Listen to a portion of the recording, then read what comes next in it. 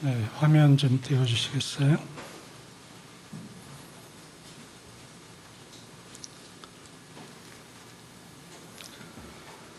예, 반갑습니다. 목소리 잘 들리시나요? 예, 제가 지난번에 여기 부름을 받아서 강론의 마지막 부분에 목이 잠겨가지고 제 자신이 많이 아쉬웠는데 오늘은 끝까지 잘 하리라 믿습니다. 우선 하나님의 말씀 같이 보시죠.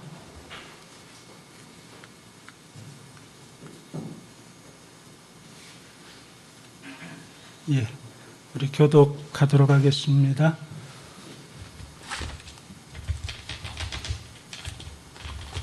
제가 먼저 읽도록 하죠. 마태복음 14장 13절로 21절까지입니다. 예수께서 들으시고 배를 타고 떠나사 따로 빈들에 가시니 무리가 듣고 여러 고을로부터 걸어서 따라간지라.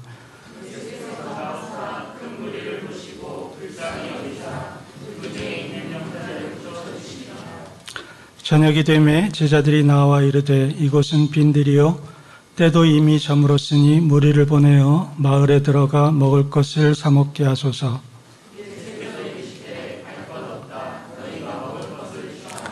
제자들이 이르되 여기 우리에게 있는 것은 떡 5개와 물고기 2마리 뿐이니이다.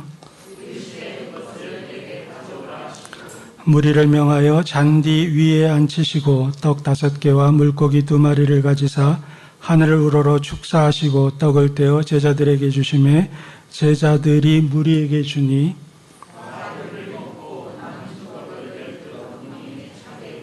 함께 하시죠. 먹은 사람은 여자와 어린이 외에 5,000명이나 되었더라. 아멘.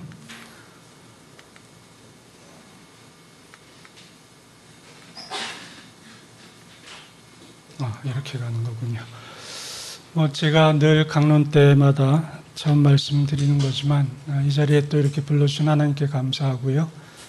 또 이 자리를 허락해 주신 우리 담임 목사님께도 감사를 드립니다. 자꾸 뒤로 가네. 예. 특별히 제가 이제 우리 같이 걷는 교회의 영상을 이제 봅니다. 때로는 이제 실황을 볼 때도 있고, 때로는 이제 녹화된 것을 보기도 하는데, 그때마다 마치 그 TV 화면을 보는 것 같더라고요. 근데 오늘 제가 그 자리에 서서 상당히 뿌듯합니다. 그런데 얼굴이 감사하게도 좀 저렇게 작게 나와가지고 잘생겼는지 못생겼는지 잘 구분은 안 되지만, 그러나 굉장히 영광스럽게 생각합니다. 오늘 이렇게 오는 중에 비가 굉장히 많이 내리더라고요. 그래서 이 비를 뚫고 이곳에 오시는 분들은 어떤 분들일까 이렇게 생각을 했는데 오시느라고 수고 많으셨고요. 또 불가피한 사정으로 또 영상을 통해서 함께 이렇게 예배에 참여하시는 분들에게도 또 동일한 은혜를 넘치게 하나님께서 주시리라 믿습니다. 아멘.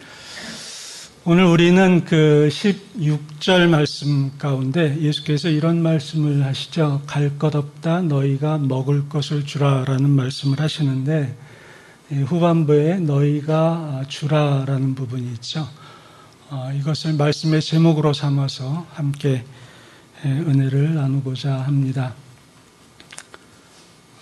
우리 목사님으로부터 제가 부탁을 받기는 이제 이번 주와 다음 주 2주간에 걸쳐서 말씀을 증거해달라는 이런 이야기를 들었습니다.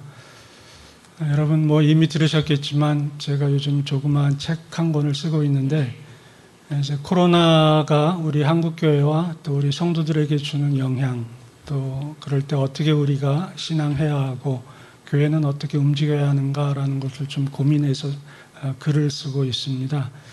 목사님께서 또 그것을 아시고 그 관련된 내용을 함께 좀 나누는 것이 어떻겠느냐 이런 생각에 이 자리를 마련하신 것으로 알고 있습니다. 그래서 다음 3가지 주제로 커다랗게 주제를 나누어서 말씀을 나누려고 합니다.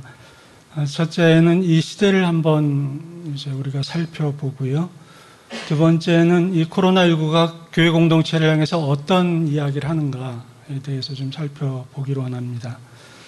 그리고 세 번째로는 또 하나님의 자녀를 향해서는 어떤 말씀을 하시는가, 이 세 가지를 살펴보고자 하는데, 이 두 주간에 걸쳐서 나누어서 말씀이 증거되기 때문에 불가피하게 오늘은 첫 번째와 두 번째의 중간 부분까지 아마 말씀이 나눠질 것 같습니다.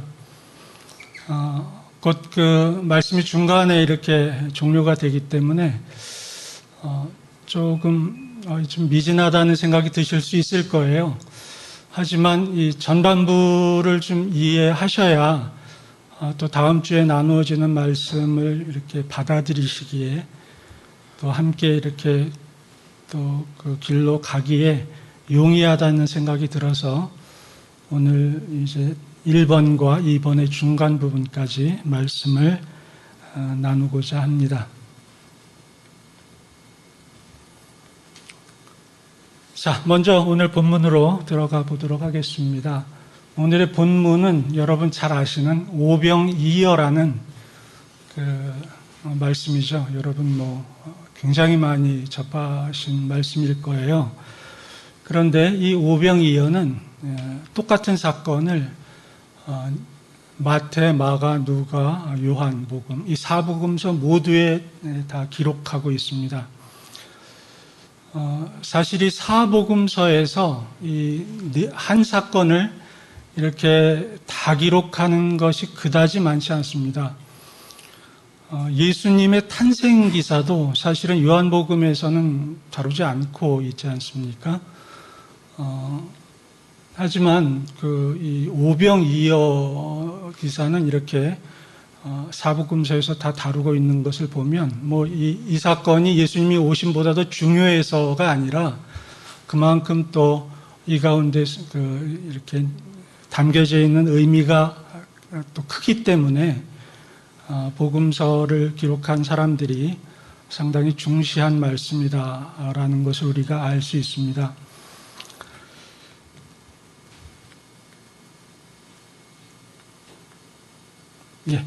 첫 번째로 들어가도록 하죠.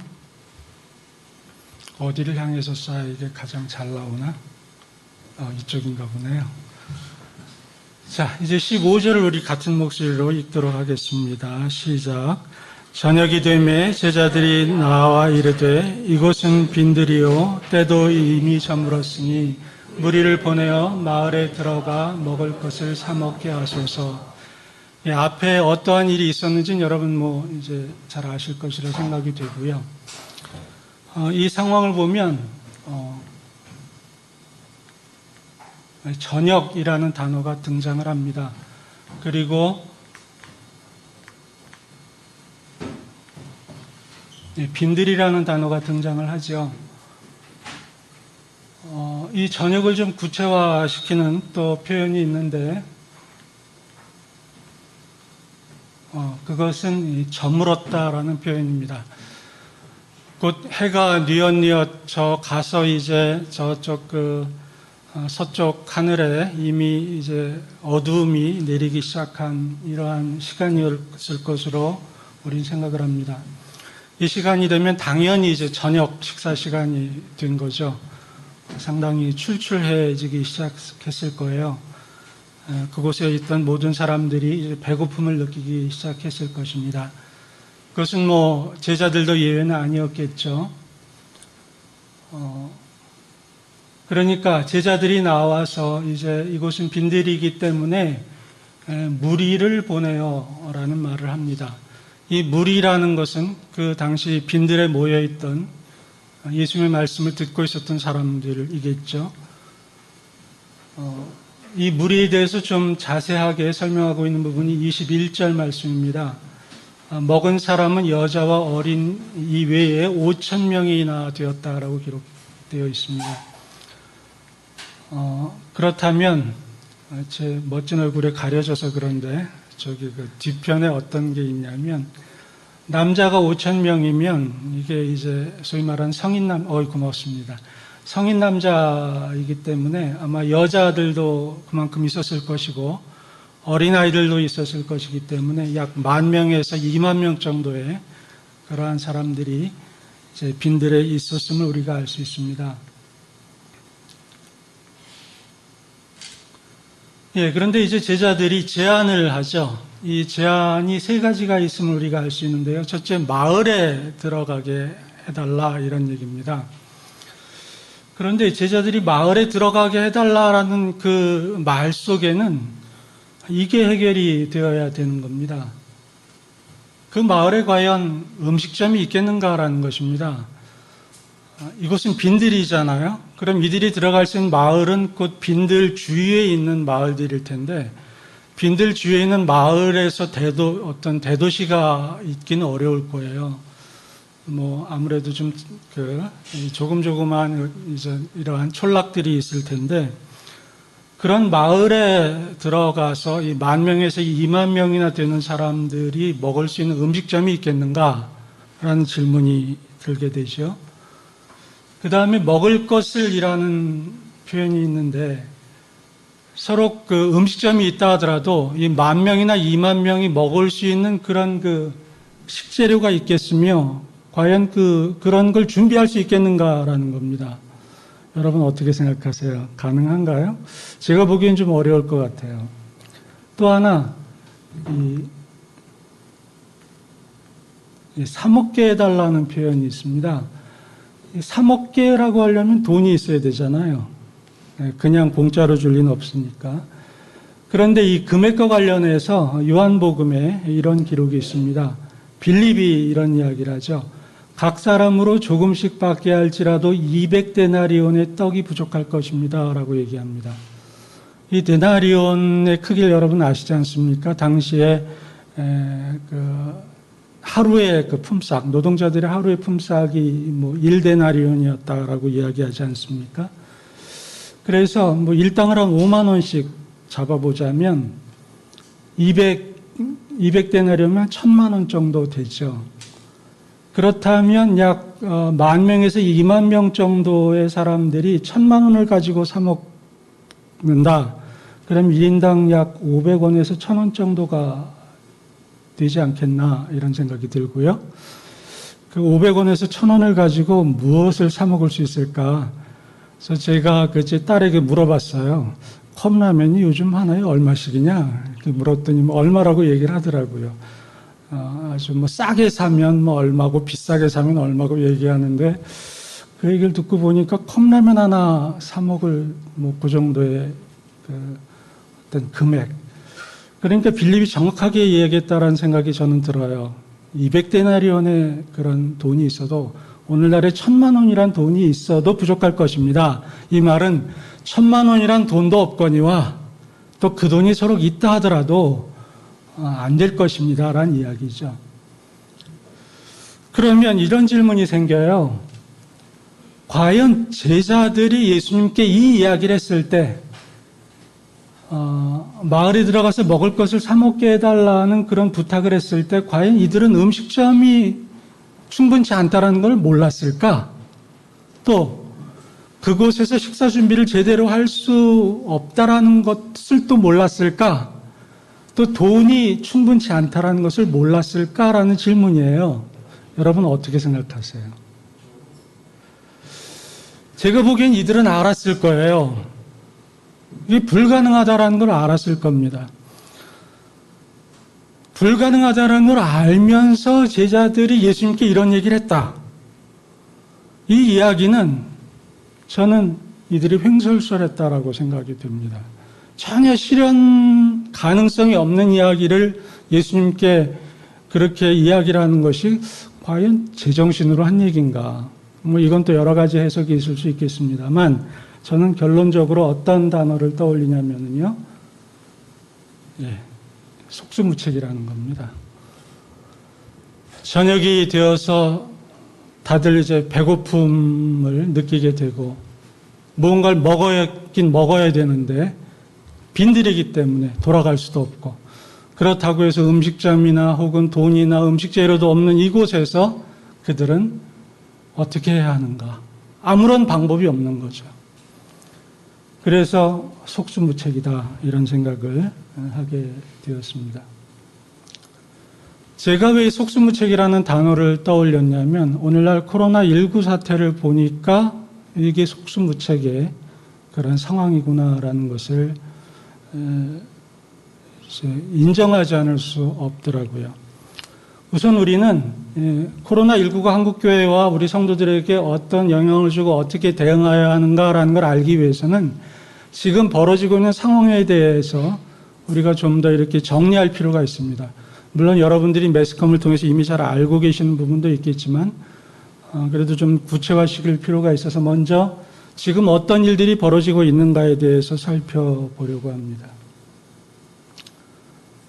제가 이 목사님께 부탁을 받고 가급적이면 그때가 7월 28일인가 9일 정도로 제가 전화를 받았는데 그 이후에 어떤 영상 자료나 인터넷 자료들을 좀 올리려고 했었어요. 8월 1일 날 TV에 이런 얘기가 있더라고요. 신규 확진자가 최다 기록이고 100년에 한 번 나올 보건위기다라는. 그 다음에 신규 확진이 이제 최다다. 이것이 바로 오늘이 9일이니까 불과 8일 전, 일주일 전에 그런 보도 내용입니다. 이것은 WHO의 통계예요. 이게 바로 이제 확진자의 증가인데 보면 4월 달 초반에 증가하다가 5월 달 한 이제 중반까지 한 달 정도, 한 달에서 한 달 반 정도 소강 상태를 벌이게 되죠. 그러다 계속 급증해서 지금이 바로 이때입니다. 그러니까 이때가 바로 뭐가 있었냐면 바로 이제 각국이 이제 봉쇄를 시작할 때죠. 그래서 여러 가지 각국이 제한 조치를 취하다가 이때 봉쇄가 풀리면서 이제 시작이 되는 겁니다. 그걸 잠깐 보도록 하면 이런 코로나 사태가 터지자 각 나라가 첫 번째로 취한 것이 뭐였냐면 봉쇄 정책이었잖아요. 한국은 좀 예외이긴 합니다만 미국은 캐나다 국경 막고 그 다음에 멕시코 국경 막고 그래서 우선 사람들이 못 건너오게 만든 거죠. 그 다음에 이제 발생한 지역은 무조건 다 이제 막기 시작했죠. 그리고 한국에서도 이제 이런 지역 봉쇄나 혹은 국경 봉쇄는 이루어지지 않았지만 그러나 이제 이런 확진자가 왔다 가는 곳은 무조건 이제 막고 그 다음에 상당수의 어떤 이제 점포나 이런 상점들이 이제 문을 닫게 된 거죠. 이게 이제 첫 번째로 취했던 행동입니다.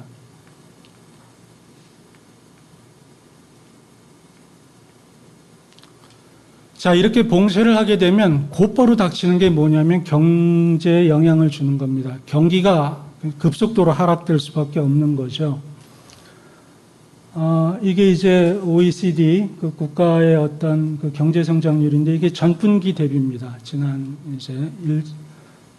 이제 1분기 대비 2분기 경제 성장률인데 그래도 한국은 OECD 국가에서 가장 선방을 했다라고 이제 이야기를 하죠.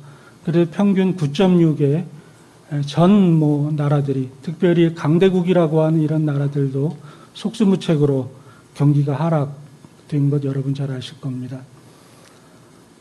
미국이 실업률이 트럼프 대통령이 중점을 줬던 게 바로 이제 실업률을 떨어뜨리는 거였는데 굉장히 노력해서 떨어졌죠. 그러나 다시금 아주 수직 상승하게 된 것이 바로 이제 코로나였다는 것 여러분 아실 겁니다. 한국도 이제 실업자가 많이 생기게 됐고요. 또 여기 청년분들 계시지만 본의와 상관없이 자의와 상관없이 직장에서 나올 수밖에 없었고 또 취업도 곤란해지는 그런 사태를 맞이하게 되었죠.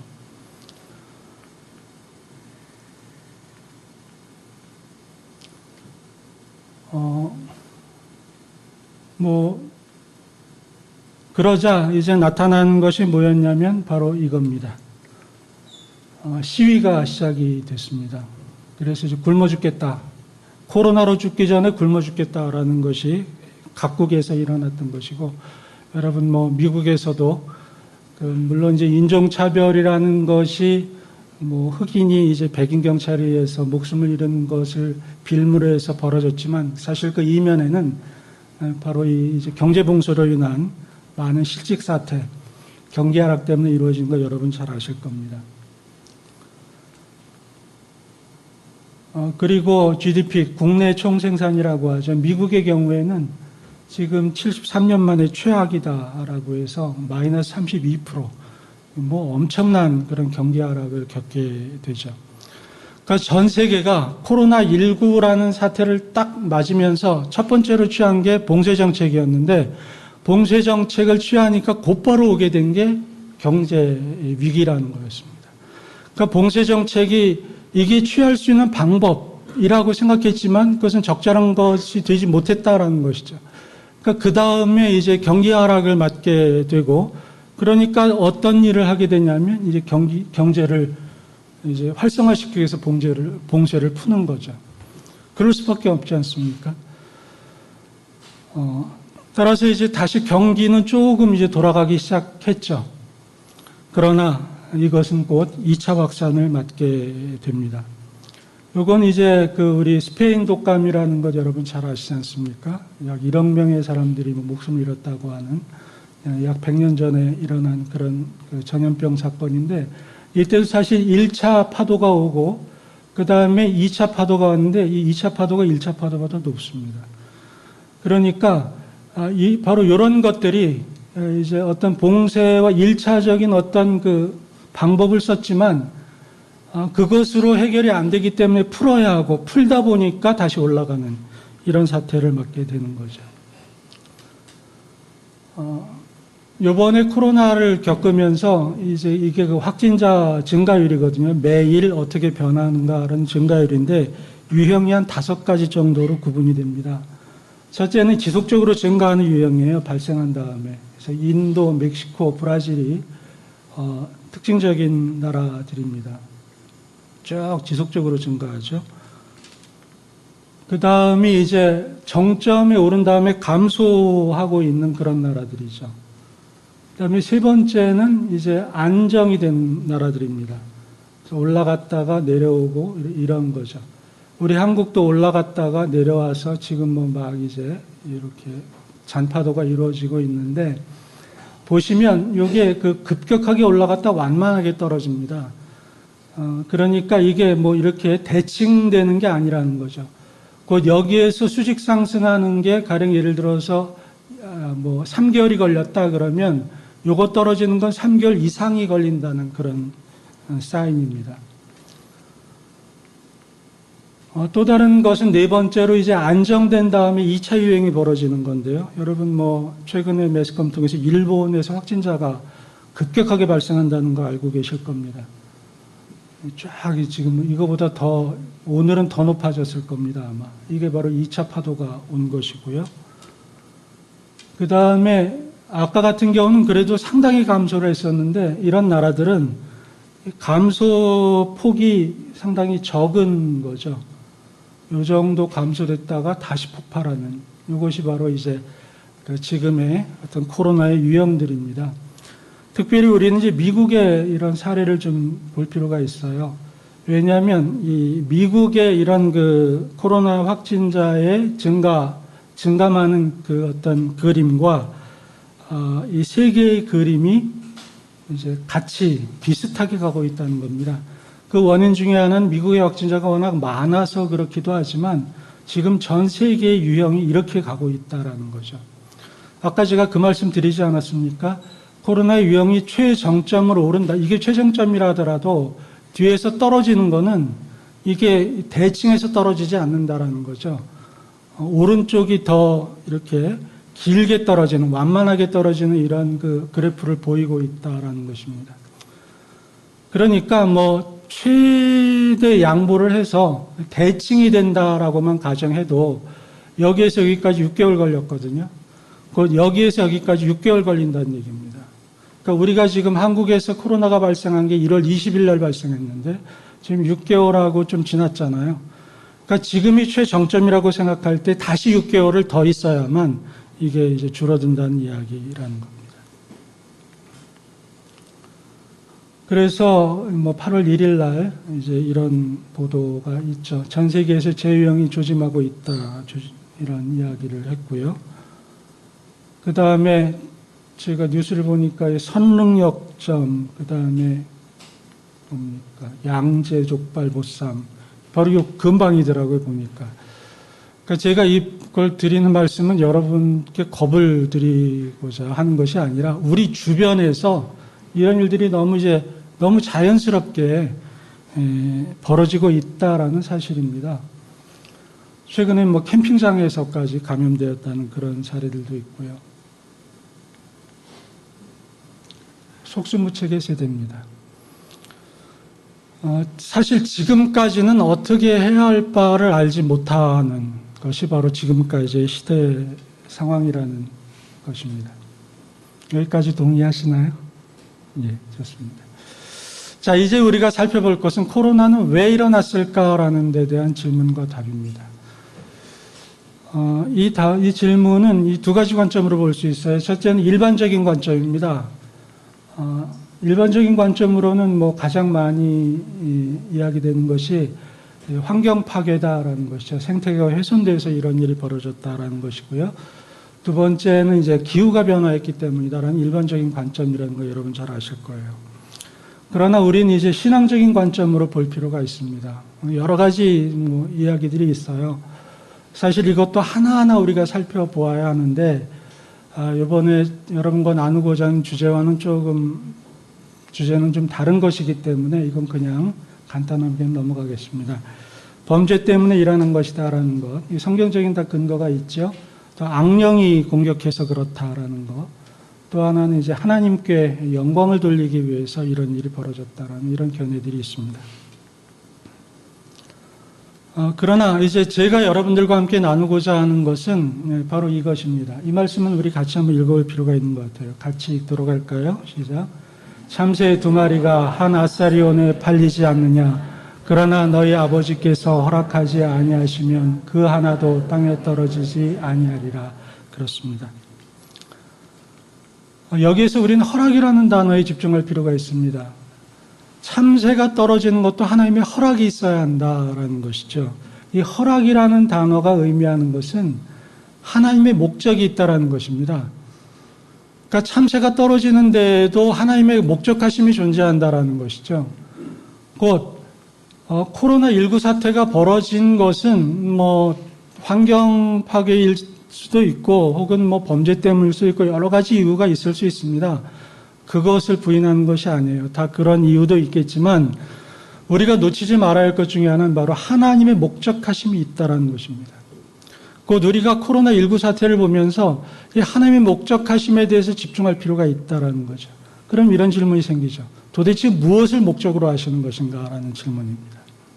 사실 이번에 여러분과 나누고 싶은 그런 이야기가 바로 이것입니다.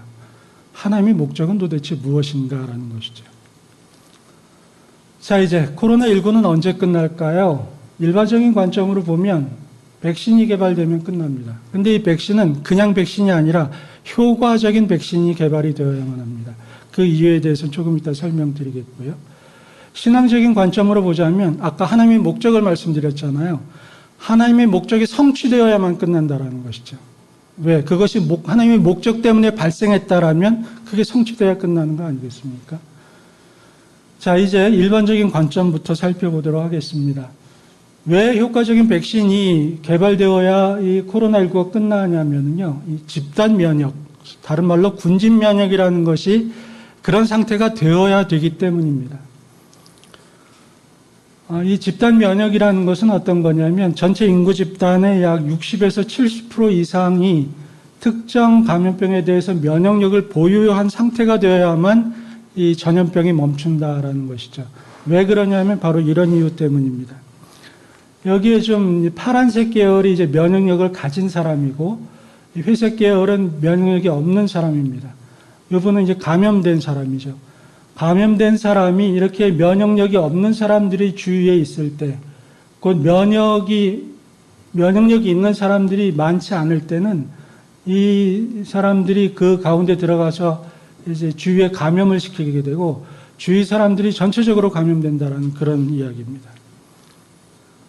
그러나 이제 면역이 많이 발생을 해서 그러니까 면역이 없는 사람들이 상당히 줄어들고 면역이 있는 사람들이 많아지게 되면 서로 그 가운데 감염된 분이 있다 하더라도 이렇게 한 사람에게 감염되거나 전염되거나 혹은 주위에 이런 전염이 되지 않는 이 상태가 바로 집단 면역 상태라는 거죠. 곧 면역력을 다 갖추는 사람들이 주위에 있어야 하는데 그 사람들이 60에서 70%가 되도록 도달하게 하는 게 바로 이제 집단 면역의 상태라는 것입니다. 최근에 흥미있는 기사가 하나 있었어요. 빈민가의 기적이라고 해서 인도 뭄바이라는 곳에서 집단 면역 57% 정도가 이런 항체를 가졌다고 합니다. 이게 뭐 이 사람들이 그 백신을 많이 맞아서가 아니라 그 빈민가 지역에 이런 코로나가 발생하자 거기를 막아버렸어요. 그러니까 사람들이 나오지 못하게 한 거죠. 그러니까 그 안에서 막 전염되고 감염되고 많은 사람들이 죽어 거죠. 생명을 잃은 겁니다. 그 과정 속에서 이제 항체를 가진 사람들이 생겨나고 그러면서 이제 57% 가까이의 그런 면역을 가진 사람이 이제 발생했다는 거죠. 그래서 뭐 신문 기사에는 이제 전 세계에서 가장 안전한 지역이 여기라고 이야기를 하더라고요. 자, 그럼 이제 우리가 통계를 보게 되는데 8월 4일 새벽 1시 30분에 전체 지구상의 인구 통계입니다. 약 78억 정도가 이제 지구상에서는 인구라고 통계가 잡혀 있어요. 그렇다면 이 가운데 60%가 집단 면역이 생겨야만 그래야만 이제 더 이상 확대가 안 된다는 얘기입니다. 그럼 78억에다가 60%를 곱하면 얼마입니까? 46억 8천만입니다. 46억 8천만의 사람들이 면역력을 가져야만 이게 이제 맞춰지게 된다라는 그런 뜻이죠. 자, 이렇게 되기 위해서 이제 백신이 개발이 돼야 되죠. 최근에 아주 좋은 기사들이 생기더라고요. 올 연말까지 백신 배포가 목적이다. 그래서 많이 개발되고 있고 한국도 지금 일상인가 이렇게 뭐 임상 실험에 들어가 있다라고 하더라고요. 하고 이제 미국은 3상까지 뭐 진행이 되는 상태다라는 그런 보도였는데 3만 명을 대상으로 최종 임상을 해서 이제 곧 이제 이런 백신이 생긴다라는 그런 보도였습니다. 그런데 여기에 이제 문제가 있어요. 백신이 생긴다 하더라도 다음 이런 고개를 넘어야 합니다. 그 중에 첫째는 바이러스가 변이되는 고개를 넘어야 됩니다. 여기 보면 변이가 70여 개가 벌써 이루어졌다고 하거든요. 변이는 뭡니까? 바이러스 A에 대한 백신이 만들어졌어도 이게 바이러스 뭐 F로 바뀌었다. 그러면 이 F에 대한 백신, 그러니까 A에 대한 백신이 F에 대한 백신 효과를 낼 수도 있지만 낼 수 있지 못한, 그러니까 내지 못하는 사례도 발생할 수 있다 이겁니다. 곧 이거는 발생해서 이쪽은 막을 수 있을지 몰라도 이쪽은 막지 못한 이런 변이가 일어나고 있고 이게 벌써 약 70여 개에 다다랐다는 보도입니다. 그리고 이 변이 속도가 상당히 빠르다라는 것이죠. 이거 첫째 문제가 이겁니다. 두 번째 문제는 이제 이 백신을 맞았을 때 항체가 생기게 되는데 이게 얼마나 지속되느냐라는 문제입니다. 뭐 보통은 뭐 평생 갈 수도 있고 뭐 이렇게 뭐 1년 갈 수도 있고 이렇긴 한데 이 코로나19 백신은 그렇게 오래 못 간다라는 그런 이제 보도들이 막 생겨나고 있어요. 그래서 빌 게이츠도 코로나 백신을 한 번에 접종 효과를 못 낸다. 왜냐하면 맞아도 그 항체가 오래 가지 못하기 때문에 여러 번 맞아야 된다는 이런 이제 보도들이 나오고 있는 거죠. 세 번째는 부작용입니다. 이게 상당히 중요한 부분이에요. 왜냐하면 미국에서 수십 년 전에 이 감기, 독감이 이제 유행했을 때 백신을 만들어서 접종을 시켰는데 이게 부작용이 있지 않았습니까? 그래서 더 많은 인명피해를 발생시킨 사례가 있었잖아요. 이 약품에 있어서는 굉장히 중요한 게 부작용 사례입니다. 그런데 최근에 흥미있는 기사 중에 하나는 이 파우치라는 뭐 미국의 소위 말하는 지금 방역의 1인자죠. 책임자인데 이 사람이 중국과 러시아산 백신은 자기는 안 맞겠다라는 겁니다. 왜? 믿지 못하겠다라는 거죠. 그러면서 나온 보도가 뭐냐면 이 러시아 백신은 임상을 건너뛰었다라는 거죠. 이게 임상은 벌써 보통 1상, 2상, 3상 해가지고 이런 그 집단군을 이제 3번에 걸쳐서 확대하면서 이것의 안전성을 확보해야 되는데 워낙 이제 긴급하다 보니까 이런 걸 건너뛰는 겁니다. 곧 백신이 나와도 이게 부작용이 있는지 없는지를 확인하는 이런 시간이 필요한데 이게 이제 넘어야 될 고개라는 것입니다. 또 하나의 문제는 백신이 개발되더라도 이게 뭐 78억 개 이렇게 생산되는 게 아니라는 것입니다. 그래서 각 나라들은 지금 그 백신을 사려고 혈안이 되어 있죠. 뭐 돈 많고 또 힘 있는 그런 나라들은 벌써 뭐 15억 회분을 이미 선점했다라는 것이고요. 소위 말해서 강대국, 선진국은 이미 상당 부분을 확보했지만 개발도상국이나 혹은 뭐 가난한 나라는 꿈도 못 꾸는 이런 이제 상황인 겁니다. 자, 여기서 이제 그 강대국의 경우에는 한 가지 이제 좀 간과하는 사실이 있어요. 그게 뭐냐면 해외 유입이라는 것을 이 사람들이 간과하고 있다라는 사실입니다. 백신을 구입해서 자국민이 맞아도 이제 무증상 감염이 이번 코로나의 굉장한 그 특징이거든요. 이 사람이 바이러스가 있어도 있는지 없는지 모르는 그런 겁니다. 아무런 증상이 없으니까. 그런데 그 퍼센테이지가 40%라는 겁니다. 10명 중에 4명은 증상이 안 나타난다는 거죠. 그러니까 어떤 일이 벌어지느냐, 이런 일이 벌어집니다. 자, 두 나라가 있습니다. 부유한 나라가 있고 가난한 나라가 있습니다. 가난한 나라는 백신을 받지 못했기 때문에 바이러스가 존재해요. 이쪽엔 바이러스 A가 없습니다. 그런데 이쪽 나라에서는 이걸 이제 접종을 받지 못했기 때문에 이게 이제 막 확산되기 시작하죠. 그러다 보면 뭐가 발생하냐면 변이가 발생합니다. 이 변이가 발생하는데 이것은 그 무증상을 가지고 있다는 거죠. 이걸 가지고 있는 한 사람이 국경을 넘어옵니다. 그럼 여기에서 걸러내질 못해요. 이 사람이. 이 사람은 입국을 해서 전염을 시키기 시작하는데 이 중에서 40%는 무증상이라는 겁니다. 그럼 이제 확산이 되게 되죠. 이때 이들이 기존에 맞은 백신이 여기 효력이 있는가라는 겁니다. 효력이 있을 수도 있지만 없을 수도 있다는 거죠. 그러면 이들이 그토록 사재기에서 했던 그 구입했던 백신은 무용지물이 될 수 있다는 겁니다.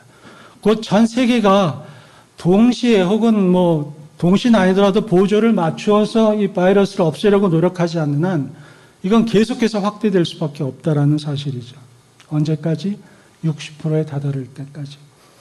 그래서 파우치는 이런 얘기를 했습니다. 코로나 백신이 수천만의 분량이 나올 것인데 전 세계가 언제까지 이것이 벗어나게 되느냐, 내년 말까지라고 이야기합니다. 곧 우리가 최대한 이렇게 그 양보해서 코로나 사태는 언제까지 지속될 것인가? 우리가 그냥 뭐 기도해서 계시를 받지 않아도 이렇게 보도되어지는 자료를 통해서 적어도 내년 상반기까지는 코로나가 지속될 것이다 라고 우리는 예측할 수 있다는 것입니다. 뭐 치료제 개발은 넘어가겠습니다. 자, 이제 하나님의 목적 달성에 대해서 말씀을 드리도록 하겠습니다. 우리가 이게 중요하니까요. 하나님께서 어떤 목적이 있어서 이 코로나를 주신 것이라면 하나님의 목적이 이룰 때까지 이 코로나 사태 혹은 유사한 사태는 계속될 것이다. 그 사례를 우리는 열장과 출애굽을 통해서 알 수가 있습니다. 이게 이제 열장이죠. 뭐 물이 피로 변하고 개구리, 이런 파리 이런 재앙들이 계속됩니다. 당시의 왕이었던 그 애굽의 왕이었던 바로는 이제 뭐 보내준다 했다가 완악해지고 보내준다 했다 완악해지고 그럽니다. 왜 하나님은 이러한 열장을 그 애굽에다 허락하셨나요? 출애굽이라는 목적이 있었기 때문입니다. 하나님은 이스라엘 백성들을 홍해를 통해서 넘어가게 하시려고 했고 그 다음에 시내산에서 하나님의 나라 율법을 이제 주려고 하셨고, 또 여리고성을 무너뜨리면서 가나안 땅으로 들어가게 하려고 했던 것이 하나님의 목적이었어요. 근데 그 목적을 계속 막게 되니까 어떤 일이 벌어지게 되냐면 계속해서 이런 전염병들이 끊이지 않는 겁니다.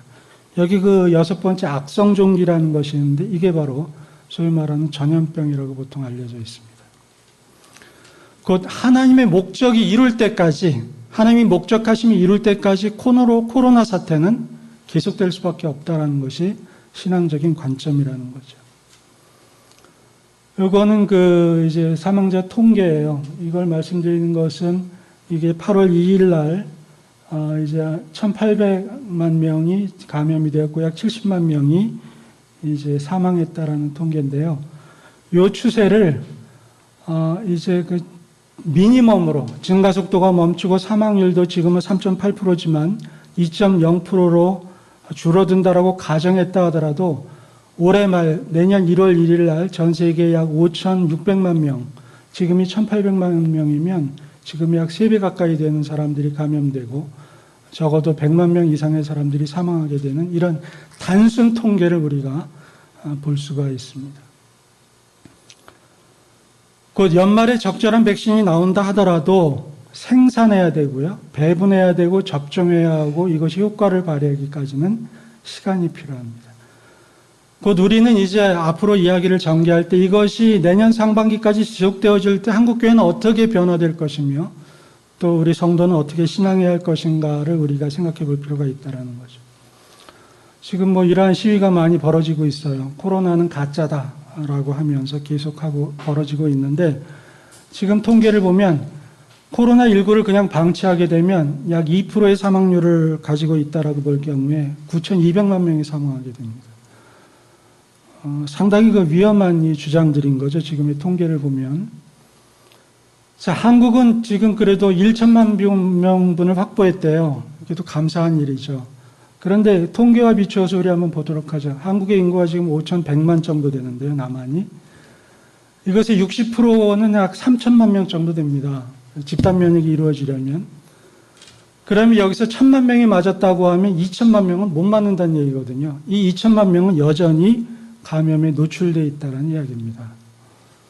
곧 백신을 맞아서 어떤 분은 감염은 안 되겠지만 감염 속도는 줄 수 있어도 2천만 명은 여전히 코로나19 속에 있다는 얘기입니다. 그래서 지금 우리가 할 수 있는 일은 이게 최선입니다. 지금 아까 열재 주시더라고요. 열재고 마스크 쓰고 손조정자하고 거리두기, 이것 이외에 우리가 무슨 일을 지금 할 수 있습니까? 그러니까 지금 이 세대는 속수무책의 세대다. 그러나 제가 여러분에게 말씀드리고자 하는 것은 세상 사람들이 보기에는 속수무책의 세대이나 사실은 이 가운데 하나님의 목적이 착착착 이루어지고 있다는 것입니다.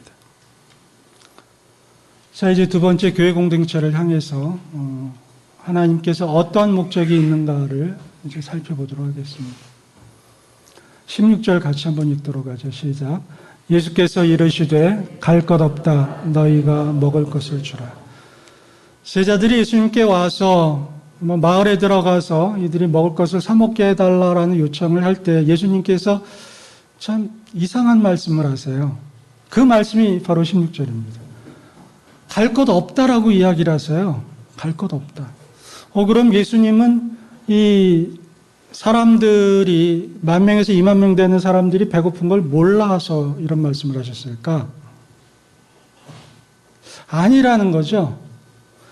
그럼에도 불구하고 예수님은 갈 것 없다라고 말씀을 하세요. 그 말은 뭐냐면 답은 멀리 있지 않다라는 뜻으로 저는 해석이 됩니다. 너희들은 이것이 횡설수라는 것이고 이런 이야기라므로 너희들은 그래도 예수님 우리가 문제 제기하지 않았나요? 라고 이렇게 책임 회피할 수 있을지 몰라도 예수님 자신은 이렇게 말씀하신 겁니다. 아니다. 해결책이 있다. 그런데 그 해결책은 멀리 있는 게 아니다. 바로 그 답은 가까이에 있다라는 것이죠. 그 답이 바로 어디에 있냐면 바로 이겁니다. 너희가라는 겁니다. 너희가 먹을 것을 주라. 이 너희라는 복수의 개념이죠. 곧 하나님께서는 공동체를 향해서 말씀을 하시는 겁니다. 특별히 교회 공동체를 향해서 너희가 먹을 것을 주어라. 답을 멀리 가서 찾으라 하지 마라. 답은 이미 너희 안에 있다라는 말씀을 하시는 거죠. 두 번째는 주라라고 말씀을 하시는데 이 주라라는 속에서 저는 무엇을 발견하냐면 하나님의 자녀 개인이 과연 어떻게 해야 될 것인가를 예수님이 말씀하셨다라고 생각합니다. 곧 교회 공동체를 향해서 하나님은 어떤 목적을 가지고 계시고 어떻게 움직이려 하는가, 또 하나님의 자녀를 향해서 어떤 목적을 가지고 어떻게 움직이려 하시는가에 대해서 예수님은 너희가 알 필요가 있으며 그렇게 행동해야 된다라는 말씀을 하시는 거죠. 자, 이제 앞으로 한국교회는 어떤 상황을 맞게 될까요? 예수님께서 이 말씀을 하십니다. 너희가 저녁에 하늘이 붉으면 날이 좋겠다고 하고 아침에 하늘이 붉고리면 오늘날은 낮이 굳겠다고 하는데 너희가 날씨는 분별할 줄 알면서 시대의 표적은 분별할 줄 모르는가라는 질문을 하시죠. 그 날씨를 보면 그 다음 날이 어떤 줄 아는 겁니다. 이건 무슨 계시를 받을 필요가 있는 게 아니에요. 날씨를 보면 아는 겁니다. 그냥 하나님이 이건 주신 자연적인 계시인 거예요. 자연적인 그런 가르침인 겁니다. 곧 우리는 코로나19 사태를 보면서 하나님의 계시를 받을 필요도 있겠지만 그러나 이 상황을 보면 우리가 그 다음에 어떻게 움직여야 되는가에 대해서 자연스럽게 알게 하신다라는 것입니다. 특별히 또 제가 좀 주목하고 싶은 건 뭐냐면 바로 이겁니다. 여호와께서 여호와의 행하심이 없는데 재앙이 어떻게 성읍에 임하겠는가? 주 여호와께서는 자기 비밀을 그종 선지자들에게 보이지 아니하시고는 결코 행하심이 없다라고 이야기합니다. 보통 이것을 해석할 때 무슨 하나님으로부터 신령한 은사를 받고 무슨 예언의 은사를 받고 능력을 가진 사람들로 보통 이해를 하는데 저는 그렇게 해석하지 않습니다. 이때 말하는 선지자는 하나님의 성령을 마음에 모신 모든 그리스도인이라고 생각하거든요. 하나님은 그의 백성들에게 이미 충분하게 말씀하셨고 또 말씀하고 계신다라는 것입니다. 특별히 코로나19 사태를 통해서. 이 화면을 변화시킨 건 제가 좀 말씀드리고자 하는 것이 이게 1월 27일 날 작성한 거거든요. 이 화면이 어떤 건지 저희 가족은 압니다.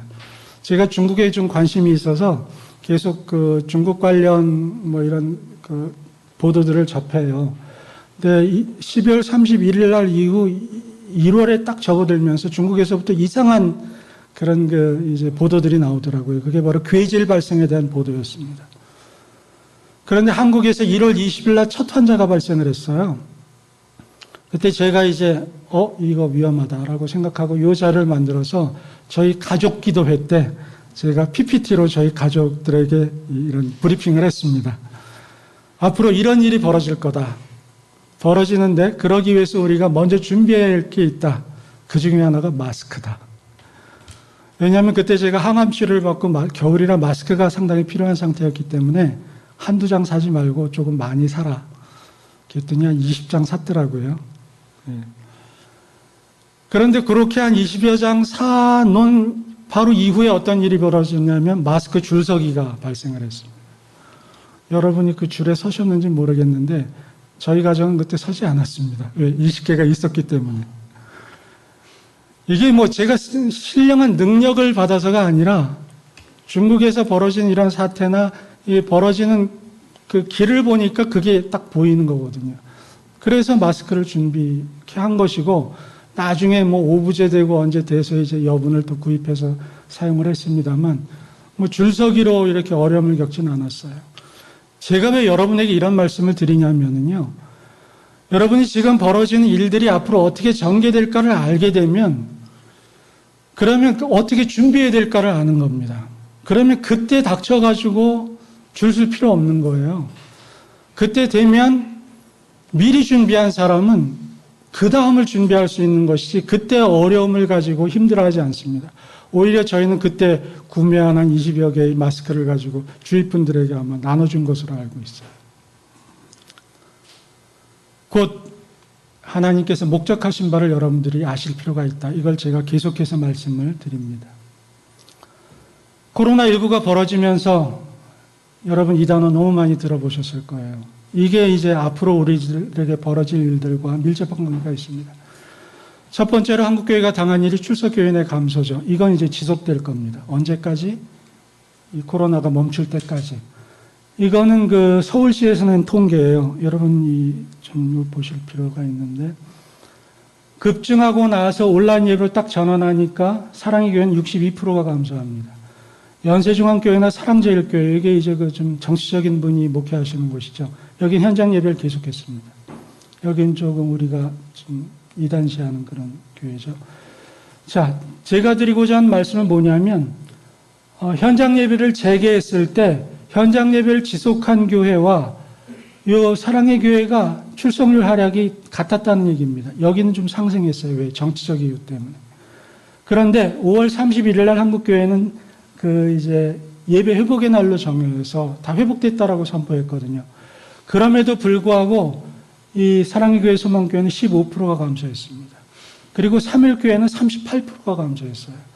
지금 제가 만난 목사님들께 주위 분들에게 계속 여쭤보면 약 20%에서 40%의 성도수가 감소했다라고 이야기를 하더라고요. 자, 이 일이 무엇과 연결되어지느냐? 넘어가겠습니다. 재정과 직접적으로 연관이 됩니다. 이 코로나를 통해서 재정이 감소했다라고 응답한 교회가 전체 교회의 68.8%, 70%가 재정 감소를 이야기합니다. 이 재정 감소는 이제 특별히 제가 지금 이제 주목하고자 하는 것은 이 관리 운영비입니다. 한국 교회의 재정 지출에서 반은 어디로 들어가냐면 이 소위 말하는 부동산, 이 건물 임대료나 혹은 이와 관련한 비용에서 반이 들어갑니다. 여기를 보면 소형 교회가 교회 관리비가 51%가 들어가잖아요. 초대형 교회도 47.7%가 들어갑니다. 이게 뭔 얘기냐면 이건 임대료고요. 이거는 교회 증축에 따른 이자 부담 그리고 상환액입니다. 이미 교회를 다진 데서 무슨 교회 관리비가 그렇게 많이 들겠어요.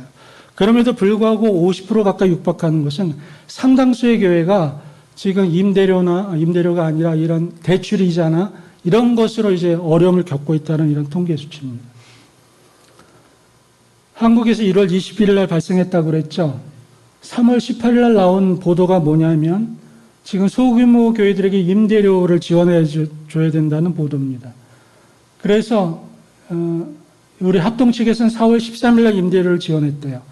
자, 1월 달에 발생했는데 3월, 4월 2, 3개월이 딱 지나자 임대료 지원을 해야 된다라는 보도가 나오기 시작한 겁니다. 미자립 교회. 그런데 그것도 이때 지원했던 액이 얼마냐면 한 달치 혹은 두 달치였습니다. 그러면 3월, 4월 임대료를 지원받은 이 교회들이 그러면 두 달치만 내면 끝나나요? 이 보도는 지금 싹 사라졌어요. 지금 한두 교회가 얼마씩 한다라는 그런 보도만 있지 교단 차원에서 이 일을 지금 하고 있지 못합니다. 왜? 돈이 없는데 어떻게 임대료를 지원합니까? 또 하나는 중대형 건축교회의 문제인데요. 이건 그냥 통계입니다. 지금 연체율이 증가했고요. 지금부터 5년이 뭡니까? 한 10년 전 통계이긴 한데, 빚으로 교회를 건축해서 이자를 감당하지 못해서 경매에 넘어가는 교회들. 2008년에서 2013년에 약 70%가 증가했다는 겁니다.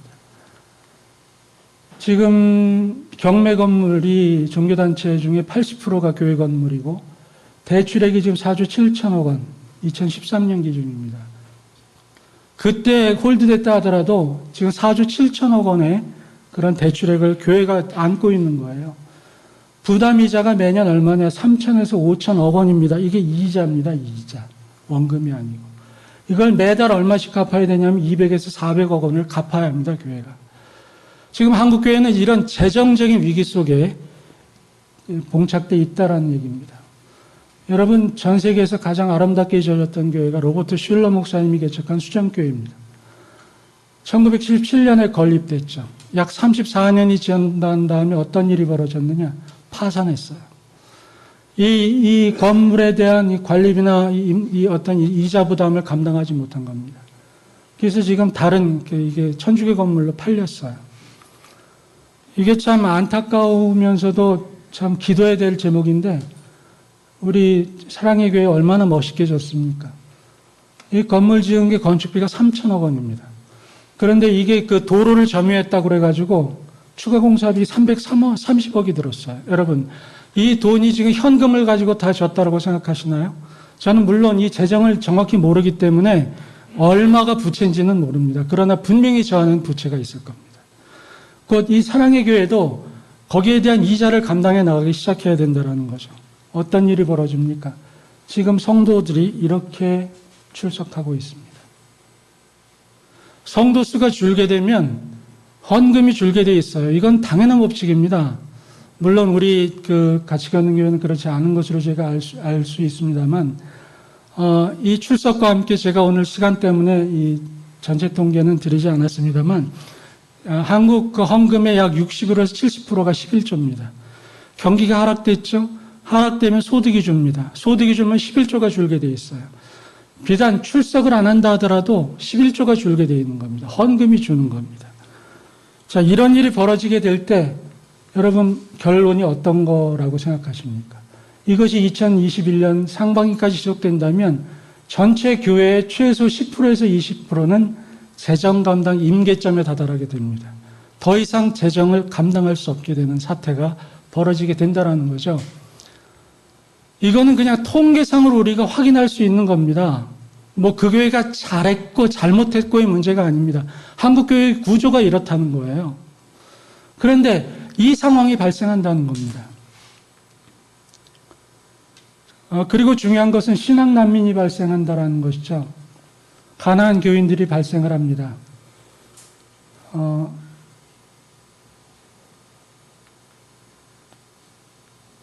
그리고 지금 이제 이것은 기존의 교회를 다니시는 분들 가운데 그 교회를 떠날 생각을 가진 분들이 한 30% 정도라는 통계입니다.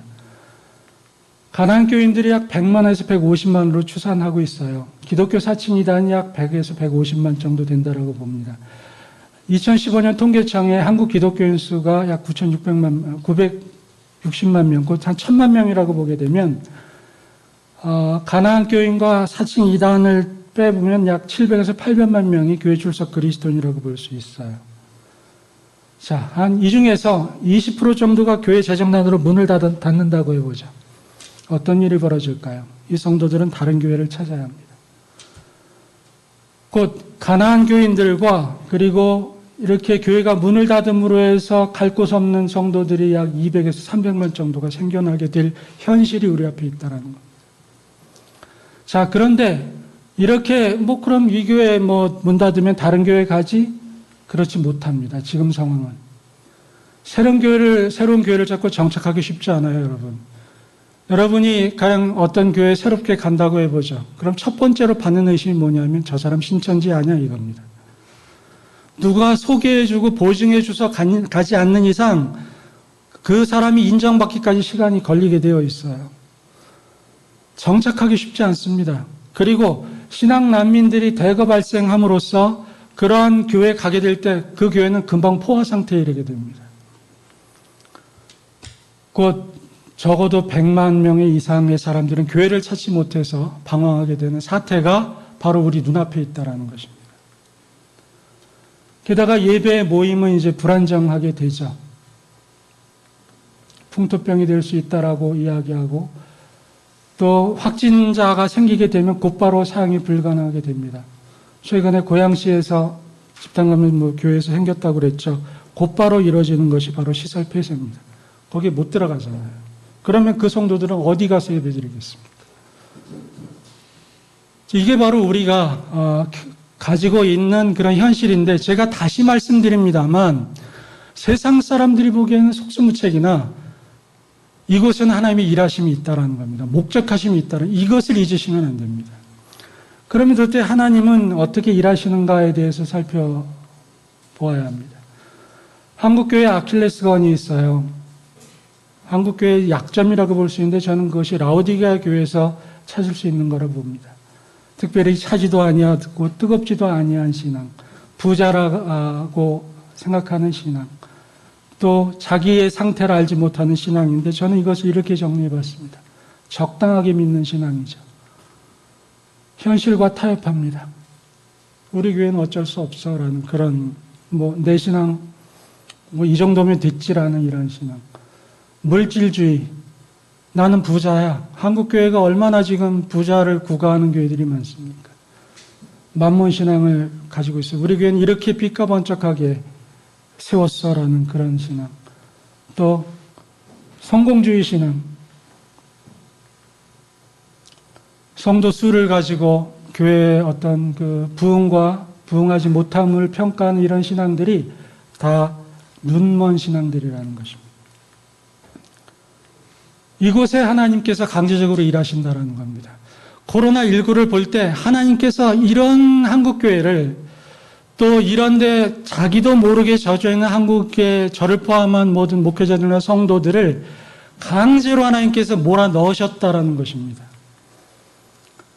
왜? 사랑하기 때문이라는 거죠. 사랑하기 때문에 그곳으로 불어넣었다. 그 예를 우리는 바벨론 포로를 통해서 알 수 있습니다. 한 바리새인의 기도를 보면 우리가 알 수 있어요. 바리새인은 이런 기도를 하죠. 여기서 우리는 자기 자신은 토색불의 간음을 하지 않았다라고 기도를 합니다. 정말 안 했을까요? 이 사람 분명히 그거 했을 겁니다. 그럼에도 불구하고 난 요 정도 했으니까 난 토색하지 않았어 라고 얘기를 했을 겁니다. 나는 이제 세리와도 같지 않아. 난 우월해. 나는 성공했어 라는 이런 신앙.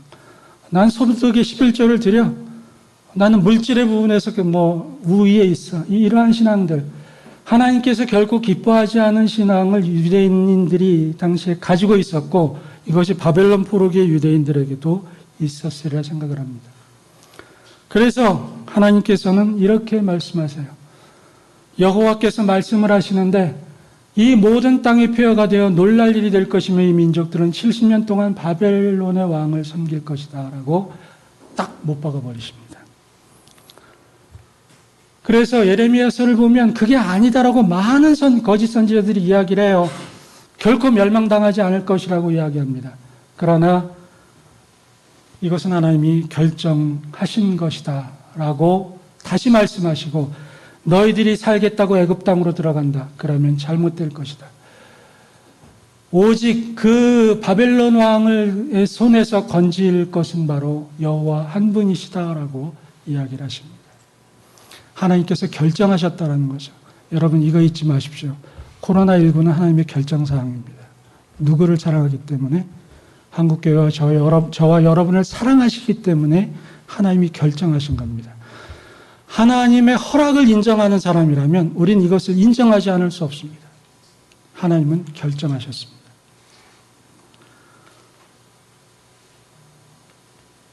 하나님께서 바벨론 포로를 이렇게 보내셨어요. 자, 여기에서 놀라운 우리가 어떤 그 진행을 봅니다. 하나님은 왜 바벨론 포로를 만드셔서 억지로 바벨론으로 보내셨을까? 단지 그들을 괴롭히기 위함이었을까? 아닙니다. 하나님은 왜 그것을 결정하셨냐면 이 바벨론 포로기를 통해서 어떤 제도가 생기냐면 회당 제도가 굉장히 활성화가 됩니다. 왜? 성전에 가지 못하기 때문에 안식일에 자기들끼리 모여서 일단 이제 자기들끼리 예배를 드리죠. 이 회당 문화가 발생하게 되는데 회당이 바로 예수님과 바울의 혹은 사역자들의 사역의 중심지가 됩니다. 이 회당을 통해서 복음이 증거됨으로써 교회 공동체가 생겨진다는 것이죠. 곧 바벨론 포로기를 통해서 우리는 무엇을 할 수 있냐면 이때는 비록 고통스럽고 어려웠으나 하나님의 원대하신 목적 속에는 교회 공동체가 있었음을 우리는 알 수 있습니다. 중세교회를 한번 보도록 하죠. 중세교회가 1000년 가까이 이루어졌습니다. 그러다가 1300년대 중반에 흑사병이 발생합니다. 유럽 인구의 약 3분의 1이 죽게 되죠. 그리고 1400년대 중반에 성경이 출판되게 됩니다. 엄청난 고통 속에서 성경이 출판되는데 이때에도 흑사병이 계속 유행하고 있었어요. 그러자 어떤 일이 벌어집니다. 종교개혁이 벌어집니다. 이 종교개혁이 발생하고 나서 개신교가 생기게 됩니다. 곧 우리는 물론 이것을 당신이 어거지로 맞추는 것 아닌가라고 볼 수 있으나 역사를 통해서 이런 어떤 그 과정과 결론이 있으면 우리는 알 수 있어요. 저는 이러한 사례를 무수하게 들을 수 있습니다. 한 예를 들어볼까요? 예루살렘에 대핍박이 일어났어요. 스데반이 순교합니다. 사도들이 갇힙니다. 사람들이 풀풀이 흩어집니다. 고난이죠. 그러자 어떤 일이 벌어집니까? 복음이 각지로 흩어지게 돼서 안디옥의 교회가 생겨지고 거기에서 그리스도인이라는 이름이 생기고 그러면서 그것이 선교의 전초 기지가 됩니다. 전 세계 복음 확산의 출발점이 어디였냐면 예루살렘의 핍박이었어요.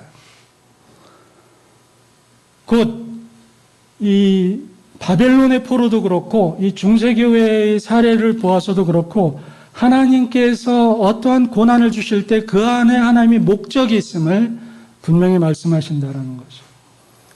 특별히 코로나19는 어떤 일을 말씀하시냐면 건물 중심의 교회를 코로나19나 인터넷이라는 것을 통해서 온라인 예배라는 것으로 바꾸시고 이것을 이제 제가 다음 시간에 말씀드리고자 하는 FB Church라는 형태로 하나님께서 바꾸어 가신다는 것입니다. 제가 다음 시간에 드리고자 하는 것이 그렇겠다라고 끄덕이시려면 이 전반부, 오늘 드린 말씀에 대한 이해가 필요하기 때문에 이렇게 계속 말씀을 드린 것입니다. 특별히 지금 한국교회의 여러 가지 문제, 전 세계에서 개신교회 아주 커다란 문제가 어디에서 많이 발생했냐면 이것 때문에 많이 발생을 했습니다.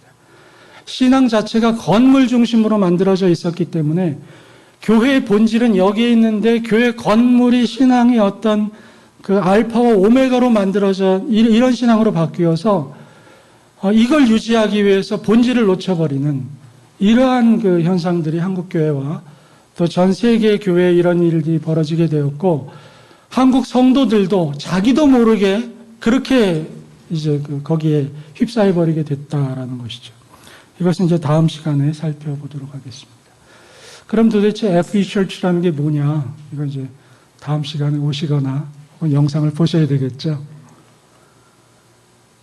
예, 정리하겠습니다. 주님께서 무리를 명하여 잔디 위에 앉으시고 떡 5개와 물고기 2마리를 가지사 축사를 하십니다. 그러자 모든 사람들이 배불리 먹게 됩니다. 오병이어라는 이 작은 음식을 적은 음식으로 하나님께서 12바구니를 차게 하셨어요. 사실 다음 주에 나누고자 하는 FB Church라는 것은 그다지 거창하거나 멋있거나 이런 것이 아닙니다. 여러분이 익히 알고 있는 개념일 수도 있고 이걸 제가 용어를 이렇게 만들었을 뿐이지 쉽게 여러분들이 좀 훈련은 필요하겠습니다만 전개해 나갈 수 있는 그런 교회의 어떤 모습이라고 생각이 됩니다. 특별히 이 부분입니다. 여기 한 아이가 있어 보리떡 5개와 물고기 2마리를 가지고 있나이다. 이게 한 아이가 등장을 하게 되죠. 한 아이. 저는 이런 생각을 해요. 가령 이 한 아이가 이것을 가지고 오지 않았으면 어떤 일이 벌어졌을까? 물론 예수님께서는 다르게 또 역사하셨겠지만 하나님은 이 한 아이를 사용하셨다라는 거죠. 그런데 제자들은 이 한 아이가 가지고 온 오병이어에 대해서 어떤 반응을 보이는가? 얼마나 되겠는가라고 하찮게 봅니다. 매우 적은 양이기 때문에 사소하게 여깁니다. 그래서 이게 과연 이렇게 갸우뚱하게 되는 거죠. 그러나 예수님께서는 이 한 아이가 가지고 온 오병이어라는 아주 적은 음식으로 남자는 5,000명, 1만 명에서 2만 명의 사람들을 먹이신다라는 것이죠. 이겁니다. 그래서 저는 말씀을 마무리하면서 도대체 이 한 아이가 누구냐라고 물어봅니다. 저는 그 첫 번째가 바로 같이 걷는 교회라고 생각을 합니다. 제가 다음 시간에 이렇게 설명드릴 FB Church라는 것을 우리 목사님과 여러분들이 어떻게 받아들이시고 또 어떻게 적용하실지는 모르겠어요. 또 적용을 안 하실 수도 있고. 그러나 가령 적용을 하신다면 어떻게 보면 한국교회에서 이 하나이로 먼저 이것을 준비하는 그런 교회가 될 수도 있으리라 생각을 합니다. 그리고 이것을 준비하는 것은 바로 이 교회 공동체를 구성하는 사람들은 바로 여러분 각자거든요. 이 강론을 들으시는 혹은 이 방송으로 이 강론을 접하시는 그분이 바로 이 하나이가 되실 수 있고 그분이 준비하신 것이라는 거죠. 그럼 도대체 무엇을 준비해야 될 것인가? 이건 언제 한다고요? 다음 주에. 이 말씀 같이 읽겠습니다. 시작. 아브라함이 또 이르되 주는 노하지 마옵소서. 내가 이번만 따르리이다. 거기서 신명을 찾으시면 어찌하려 하십니까? 이르시되 내가 신명으로 말미암아 멸망치 아니하리라. 어떤 장면인지 아시죠? 소돔과 고모라를 멸망시키시는 하나님의 뜻이 어떻게 진행되어지느냐? 10명의 의인이 없어서 그랬던 겁니다. 어디에? 소돔과 고모라에. 소돔과 고모라에 누가 살고 있었나요? 예? 거기에는 그의 조카 룻이 살고 있었잖아요. 롯인가요? 룻인가요? 예, 롯. 예. 부부였을 거 아니에요. 또 자녀들도 있었을 것이고, 거기에 뭐 사위들도 사실은 있었을 것이고, 가령 예를 들어서 전 이렇게 생각해요. 롯이 그곳에서 정말 그 가정이 하나님을 잘 경외하는 가정이었고, 자기 아내와 혹은 자기 딸과 자기 자녀들과 앞으로 가족될 사람들을 정말 의롭게 다스렸다면, 그러면 과연 소돔과 고모라는 멸망되었을까라는 이 질문입니다. 그 소돔과 고모라는 몇 명 때문에 사실은 멸망했냐면 10명이 없어서 멸망한 겁니다. 물론 그들의 죄악 때문에 멸망했지만 10명이 없어서 멸망한 거예요. 이 다음에 아브라함은 더 이상 얘기하지 않습니다. 뭐 5명 뭐 이런 얘기하지 않아요. 왜? 그가 생각하기에 최소였기 때문입니다. 더 이상 줄일 면목이 없었다는 거죠. 바로 이겁니다. 한 아이. 이 코로나 사태를 통해서 하나님의 목적하심이 성취되기까지는 끊기지 않는다고 한다면 이것을 끊기게 할 사람이 바로 누구냐? 전 한 아이라고 생각합니다. 그 한 아이를 멀리서 찾으려 한다? 그 하나인 바로 같이 걷는 교회요. 또 저와 여러분이라는 그런 생각을 한다라는 것이죠. 이 전염병은 이미 주님께서 예언하신 사건입니다. 마지막 때에 전염병이 있을 것이라고 예언을 해요. 하세요. 마지막 때 민족이 민족을 나라가 나라를 대적하겠고 기근과 지진이 있을 것이고 전염병이 있을 것이라고 딱 못 박아 두셨습니다. 전염병은 마지막 때 반드시 일어날 사건이에요. 왜? 그의 목적하심을 이루기 위해서. 그래서 주님께서는 이 말씀을 하십니다. 그러므로 우리는 다른 이들과 같이 자지 말고 오직 깨어 정신을 차리라. 정신 차리라는 게 뭡니까? 그냥 맑은 정신이 있으란 얘기인가요? 아니잖아요. 이 상황이 어떤지를 우리가 깨닫고 어떻게 대처하고 준비해야 하는가? 그냥 막연히 때 되면 멈추겠지 뭐 이렇게 살지 말라라는 얘기입니다. 이 시대에 말씀하시는 것은 무엇이며 이때 나는 어떻게 움직여야 할 것인가에 대해서 깊이 묵상하고 기도하고 거기에 대해서 고민하고 그것을 발견하면 그렇게 실행하라라는 것이 주님께서 주시는 말씀이라는 거죠. 곧 코로나19를 통해 교회와 나를 향하신 하나님의 목적하심을 보셔야 합니다. 여러분 지금 어떤 고난을 당하고 계신가요? 코로나19도 그렇고 여러분이 지금 병상에서 예배를 보시는 분도 계실 거예요. 모든 고통 속에는 하나님의 목적이 있다는 사실. 하나님의 뜻을 이루기 위해서 그 일들이 벌어진다는 사실을 결코 잊지 마십시오. 여러분이 지금 겪고 있는 그 고통이 어떤 것이든지 하나님의 목적하심이 있습니다. 특별히 코로나19는 더 적겠습니까? 우리가 그것을 위해서 고민하는 그런 시간이 되기를 바라고요. 또 괜찮으시면 다음 주에도 여기 계신 분은 다 또 출석하시고 영상 보신 분은 빠지지 않고 보셔서 함께 그 부분을 계속해서 고민해 주시기를 예수님의 이름으로 부탁드립니다. 기도하겠습니다. 주님 고맙습니다. 오늘 우리가 하나님께서 이 땅에 허락하신 코로나19에 대해서 함께 묵상을 했습니다. 그리고 동일하게 빈들에서 수만 명을 먹이신 예수님, 그들의 굶주림을 해결하시는 주님의 모습도 같이 봅니다. 하나님, 그러할 때 등장했던 한 아이를 하나님께서 주목하게 하셨는데 2000년 전에는 그 한 아이가 사용되었지만 오늘날 이 자리에서는 바로 그 한 아이가 우리 자신임을 우리가 깨닫고 그리고 그 아이가 오병이어를 준비한 것처럼 우리들도 주를 위하여 준비할 수 있도록 도와주시옵소서. 우리 같이 걷는 교회 공동체가 될 수 있도록 하게 하실 것을 믿고 하나님께 영광 돌리며 예수님의 이름으로 기도드립니다. 아멘.